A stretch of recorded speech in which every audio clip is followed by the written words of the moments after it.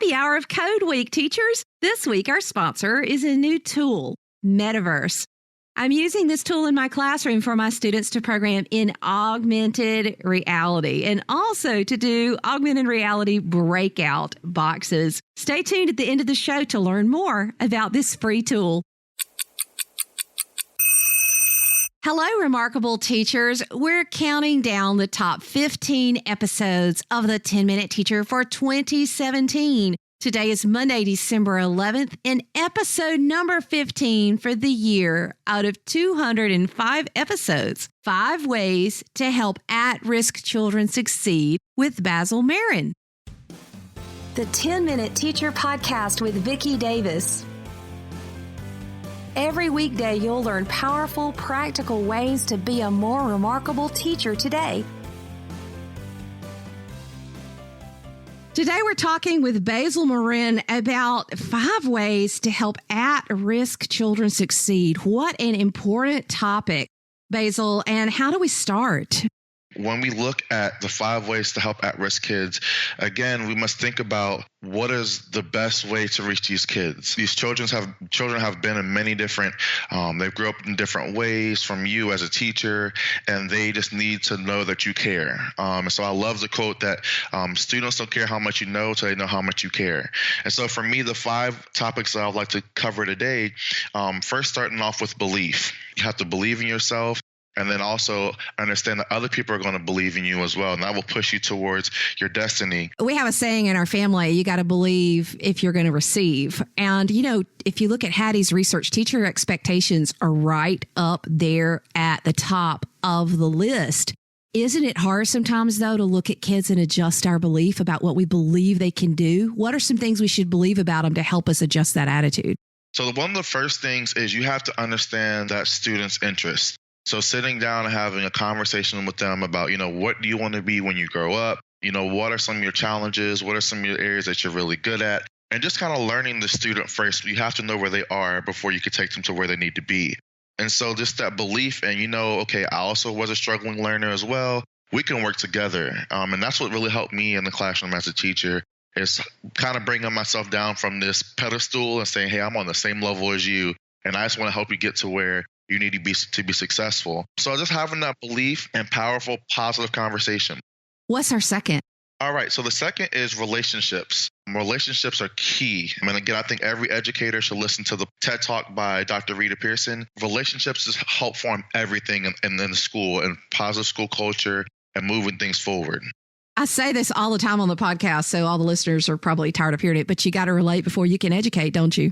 There it is. That's the main ingredient. That's the main ingredient. Okay, what's our third? So the third is you must have a vision and set realistic goals. I think for me, at a very young age, I was always goal-oriented and I knew where I wanted to go. And that's just helped me to propel through my career as an educator. So we must then model that for our students and help them understand, okay, we want to get out of high school and then we want to graduate. And then are we going to go to a trade school? Are we going to go to college? What are your next steps? But the next important part is they have to be realistic. So, Basil, I've heard some educators say, well, that child, it's not realistic for that child to go to college. Now, is that what you mean by realistic, or what do you mean? When I say realistic, there's kind of different layers to it. So we know if you're a great teacher, you'll know your kids. So for some kids, we do understand that, okay, them going to college might not be for them. So then that's when you have to employ other ideas in terms of trade school. You still have to give them a craft to be good at. And then some kids are your struggling learners, like myself. To talk a little bit about my experience. I struggled in school, but I still had someone that believed in me.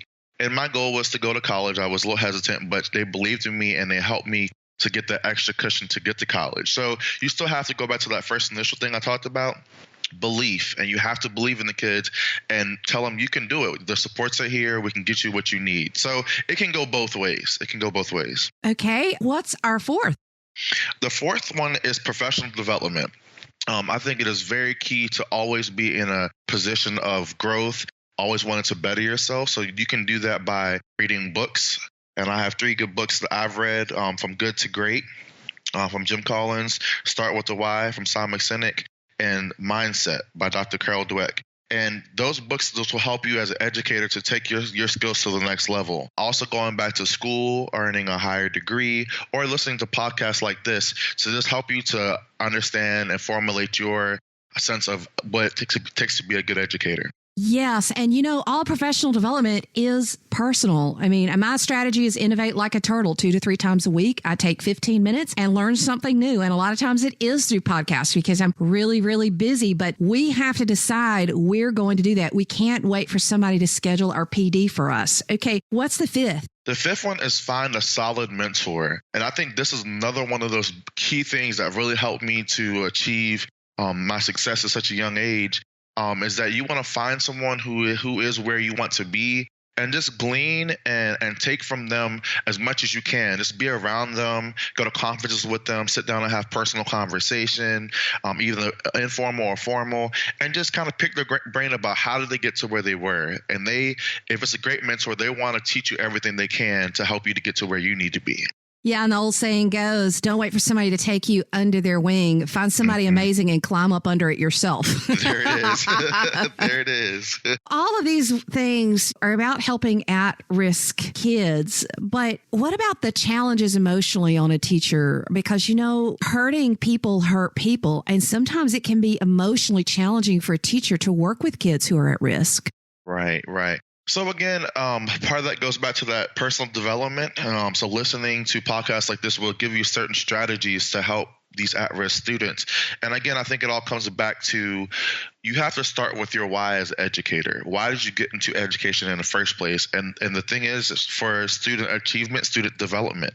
So those students who are in the rougher places and have more turmoil or emotional things they have to go through, that just means you need to develop a stronger relationship with that student and get to know the deep crevices of who they are so that you can bring them out of those situations to help them to reach the general curriculum and to be successful academically. And so sometimes it just means you have to hear that student out, practice active listening when they come in the door. And they might tell you about what happened at home or happened over the weekend. And you're just being a listening ear, and building that relationship will help you to be successful as a teacher. So understanding the kids, I believe, is the first step. I think the second step is you have to model for those kids what it means to be a good person. You might be the first positive person they've seen and they want to be like and they want to emulate, but you have to show them how to do that.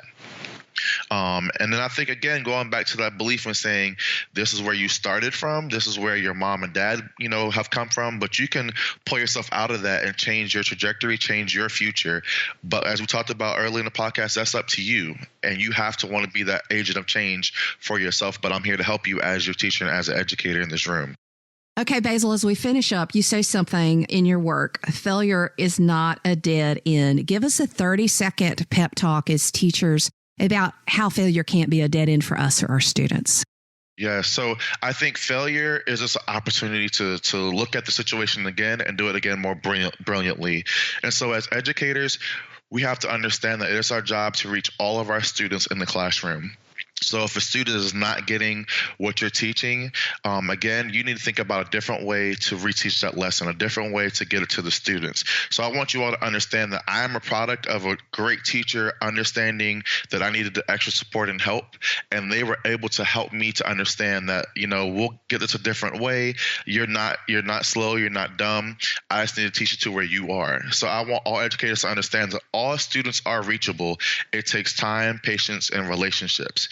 And so if you're able to do that, you'll be able to reach those at-risk kids. And one day the at-risk kid will come back to you and say, Mr. So-and-so, Miss So-and-so, thank you so much for what you did for me. Now I am, the vice president of this company. I'm in college. I'm doing certain things. And I had the pleasure to do that with my teacher in 9th grade. I was able to call her up the last week and say, I'm a new assistant principal of Churchill High School. And that was a product of what she did for me way back in 9th grade.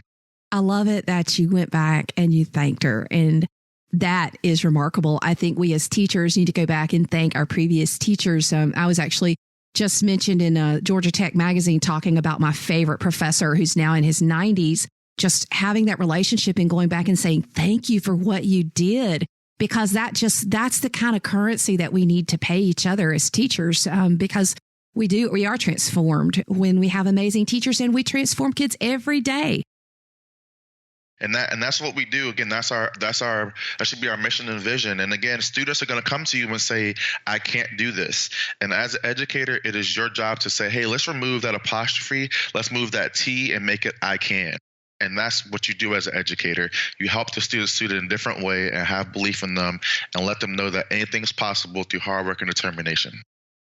Metaverse is an augmented reality tool that my students are using to program. It's simple and free too. But many teachers are using Metaverse as augmented reality breakout EDU activities. These breakout activities are already made and ready for your students to experience. Download the Metaverse app today or go to coolcatteacher.com/AR to learn how to make the magic happen in your classroom. Metaverse is an incredible app and tool for you to use and try this week for Hour of Code. Thank you for listening to the 10-Minute Teacher Podcast. You can download the show notes and see the archive at coolcatteacher.com/podcast. Never stop learning.